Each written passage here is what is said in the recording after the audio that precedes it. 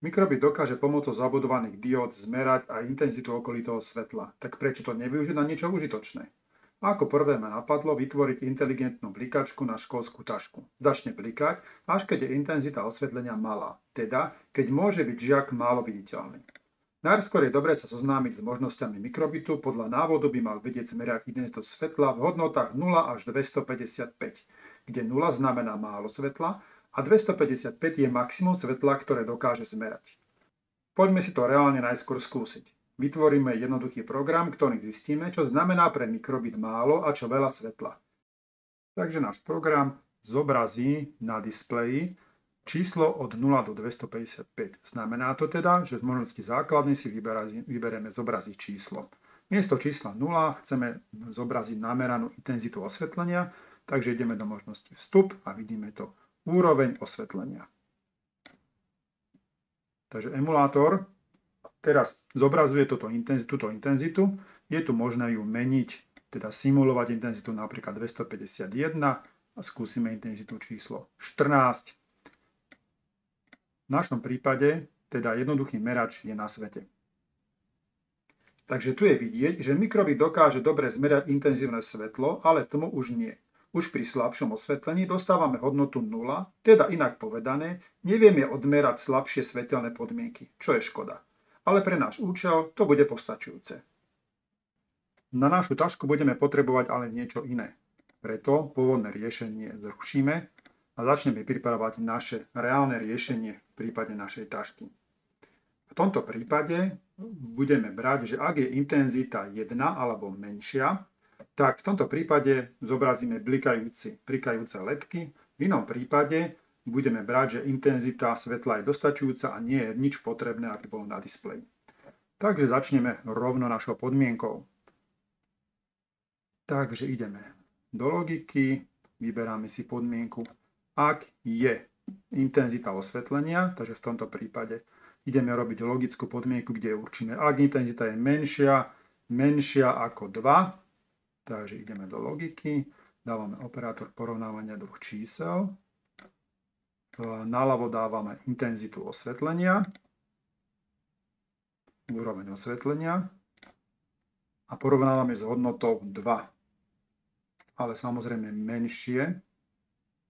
menšie ako 2. V tomto prípade to teda splňa to kritérium teda číslo 0 alebo 1, teda veľmi nízke osvetlenie z pohľadu mikrobitu. Takže v tomto prípade, keď tá intenzita bude veľmi slabá, tak by sme zobrazili nejaké to blikanie. V tomto prípade môžeme použiť zobrazenie LED diód. Nakreslíme si najprv niečo úplne, čo svieti na maximum.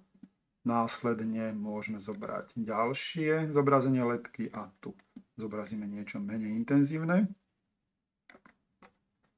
To znamená, že môžeme sa teraz pozrieť rovno na náš emulátor, čo je vidieť, že ak by bola intenzita osvetlenia 128, tak náš mikrobit nič nerieši, ale ak by sme dali osvetlenie na úroveň až 0, vidíme, že intenzívne začal blikať.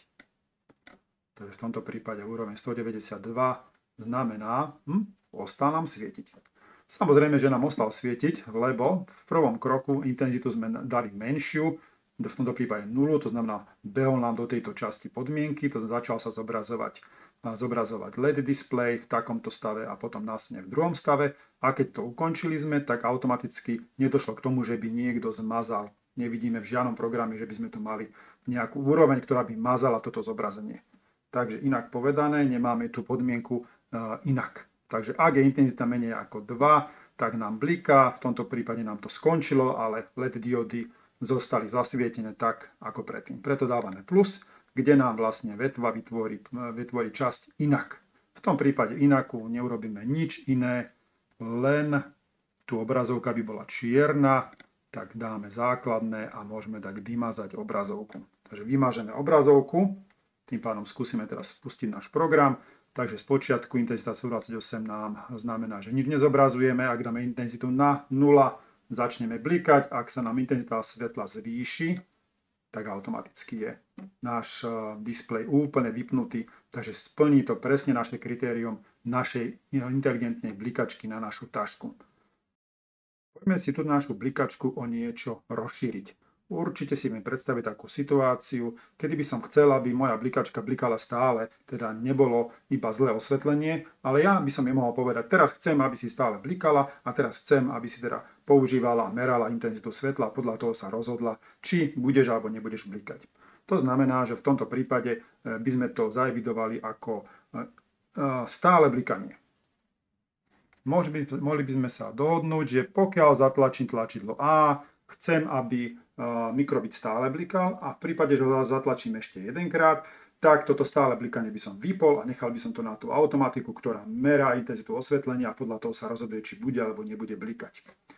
Takže musíme tu evidovať nejaký stav. To znamená, že v tomto prípade sme sa dohodli, že zatlačíme tlačidlo A, tak môžeme ísť do vstupu.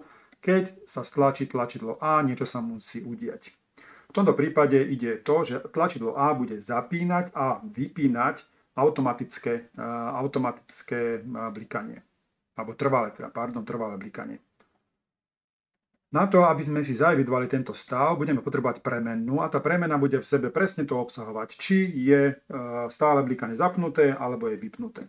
Takže ideme do premennej, vytvoríme si premenu, môžeme si rovno nazvať, že stále blikanie a rovno, pritom keď sa nám naštartuje mikrobit, budeme potrebovať, ten hlavný stav je taký, že je to vypnuté. To znamená, že ideme na premennú a nastavíme ju rovno na 0. V tomto prípade 0 reprezentuje, že stále blikanie je vypnuté. Keď zatlačíme tlačidlo A, môže nastať situácia, kedy toto stále blikanie už bude nastavené na 0, v tom prípade ho budeme meniť na jednotku. Teda stále blikanie je vypnuté, keď ho a následne ho dávame na jednotku, teda zapíname ho. A v prípade, že to stále blikanie je dané na 1, teda je aktívne, musíme ho zmeniť na 0, vypnúť ho. Takže poďme na to.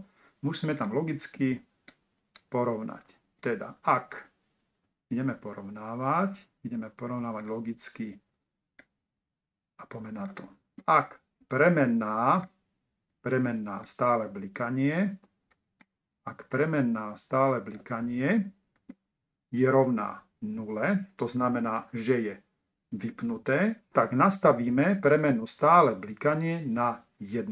Takže premenná, nastaviť stále blikanie na 1. A v inom prípade nastavíme na, duplikujeme si kód, v inom prípade nastavíme na 0. Poďme si to prejsť ešte raz. To znamená, ak zatlačím tlačidlo A, tak zistíme, či stále blikanie je vypnuté. Pokiaľ je vypnuté, tak ho zapneme. Ak by bolo stále blikanie zapnuté, teda nadobúda hodnotu 1, v tom prípade sa vykoná vetva inak a tá práve hovorí, že nastaví toto stále blikanie, tú premennú na hodnotu 0. Takže inak povedané, tlačidlo A bude zapínať, bude nastavať blikanie na 0, 1, 0, 1. A stále blikanie ako premenná bude nám hovoriť o tom, či je stále blikanie zapnuté alebo vypnuté. Takže v tomto procese spracovávame aktivitu zatlačenia toho tlačidla a nič iné nám neostáva, len doplniť do podmienky, ktorá nám hovorí, či má blikať LED dioda alebo či má byť zasnutá obrazovka. Doplníme túto podmienku, musíme tam dať logickú podmienku, lebo teraz budeme ju doplňať, že buď úroveň osvetlenia je menšie ako 2, alebo stále blikanie je zapnuté. Takže ideme do logických operácií a dávame tam alebo. Takže výjmeme a pripravíme si túto podmienku. Takže máme podmienku, ak úroveň osvetlenia je menšia ako 2, alebo znova dávame logiku a dávame, kde premenná, teda stále blikanie, je nastavené na hodnotu 1, teda je zapnuté. Takže poďme sa pozrieť na tú podmienku, my už môžeme sem vložiť a ešte raz sa na ne pozrieme. Takže v pravidelných intervaloch sa budeme pýtať, ak úroveň osvetlenia je menšie ako 2, alebo premenná blikanie nadobúda hodnotu 1, teda je zapnuté, potom blikaj. Inak vypni obrazovku. Takže a v tomto prípade máme utvorenú podmienku, kde pri zatlačení toho tlačidla A meníme hodnotu v premenej stále blikanie na 0,1, teda je to vypínačik zapnuté, vypnuté, tak ako môžeme zapínať a vypínať svetlo v rámci našej domácnosti. Poďme sa na to pozrieť, či je všetko v poriadku a či to funguje tak, ako má. Dobre, tak poďme si najprv otestovať to, že klesne intenzita svetla na 0. Začali sme blikať. V tomto prípade znova intenzitu sme zdvihli na 132, prestalo blikať. Zatlačíme tlačidlo A a blikáme. Bez ohľadu na to, teda aké je osvetlenie. Či je 255, teda najviac, alebo 0. Stále blikáme. Lebo sme naplnili premennú stále blikanie na hodnotu 1, teda zapli sme ho. Keby sme ho teraz vypli, tak automaticky sa vypne, lebo vypínačikom sme dali vypnutie a následne intenzita svetla je 132. Takže vlastne teraz sme vypli stále blikanie. Už znova mikrobit počúva na to, aké je osvetlenie a podľa toho zapína alebo vypína blikanie ako také. Posledný test, zatlačíme A, ktorý sme si zapli, stále blikanie, Ačkom sme si ho vypli a znova je tam automatika, ktorá nám určí podľa svetla, či je nutné alebo nie je nutné blikanie. Myslím si, že takýto inteligentný blikač nikoho nemôže uraziť a myslím si, že je aj veľmi užitočný.